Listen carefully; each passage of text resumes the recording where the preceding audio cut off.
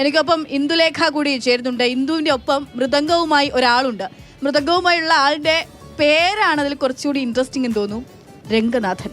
രംഗനാഥൻ എന്ന് കേൾക്കുമ്പോൾ തന്നെ നമുക്ക് അദ്ദേഹത്തെ പരിചയപ്പെടാൻ തോന്നില്ല. ഇപ്പോൾ രംഗനാഥൻ ഒരു പ്രതിഭ തന്നെയാണ്. അപ്പോൾ ഇന്ദു ഉണ്ട്. ഇന്ദു, രംഗനാഥൻ മൃദംഗം വായിച്ചു തുടങ്ങുന്നിടത്ത് നിന്ന് തന്നെയാണ് അതിൻ്റെ മനോഹാരിത ഉണ്ടാവുകയും ചെയ്യുന്നത്.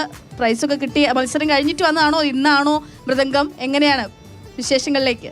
അക്ഷയ പറഞ്ഞതുപോലെ തന്നെ രംഗം കൊഴുപ്പിക്കാൻ എൻ്റെ കൂടെ രംഗനാഥനുണ്ട്. പാലക്കാടിൻ്റെ മണ്ണിൽ നിന്ന് 4ാം തവണയാണ് സംസ്ഥാന കലോത്സവ വേദിയിലേക്ക് രംഗനാഥൻ എത്തുന്നത് മാത്രമല്ല, മത്സരം കഴിഞ്ഞിട്ടുണ്ട്. 4ാം തവണയായി തുടർച്ചയായിട്ട് മൃദംഗത്തിന് എ ഗ്രേഡ് വാങ്ങിയ മിടുക്കനാണ് എൻ്റെ കൂടെ ഇരിക്കുന്നത്.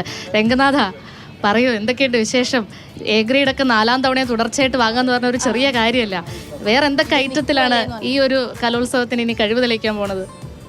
ഇനി എനിക്ക് റിമൈനിങ് ഉള്ള ഐറ്റംസ് ഇന്ന് ഓർക്കസ്ട്ര, പിന്നെ നാളെ വയലിൻ.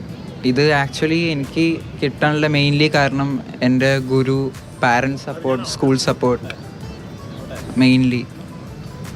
അപ്പോൾ എല്ലാവരുടെയും സപ്പോർട്ടൊക്കെ കൊണ്ട് ഇനിയും വേദികളിലേക്ക് കയറാൻ പോവാണ്. അക്ഷയ പറഞ്ഞതുപോലെ തന്നെ ഈ മൃദംഗത്തിലെ രംഗനാഥൻ്റെ കൈ പതിയുന്നിടത്താവും ഇന്നത്തെ ഏറ്റവും ഭംഗിയുള്ള ശബ്ദം നമ്മൾ കേൾക്കാൻ പോണത്. അപ്പോൾ എങ്ങനെയാ, ഒരു നല്ലൊരു ഞങ്ങൾക്ക് വേണ്ടി പ്ലേ ചെയ്ത് തരികയല്ലേ? Sure, why not.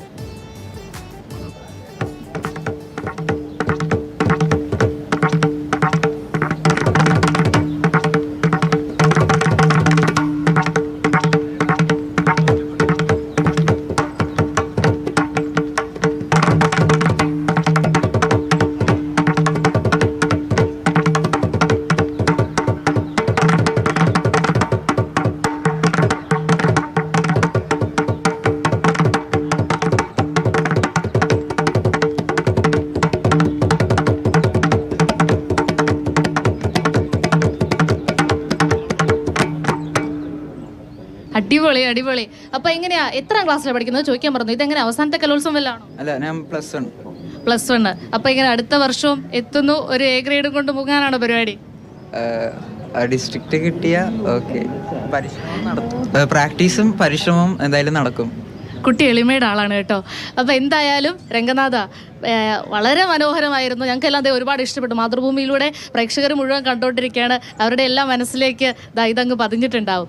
അപ്പം ഇന്നത്തെ മത്സരത്തിനും നാളത്തെ മത്സരത്തിനും ഒക്കെ all the best. A grade വാങ്ങി മിടുക്കനായിട്ട് പാലക്കാടേക്ക് തിരിച്ചു പോവാം. അക്ഷയ, എങ്ങനെയുണ്ടായിരുന്നു രംഗനാഥൻ്റെ ഈ ഒരു പെർഫോമൻസ്?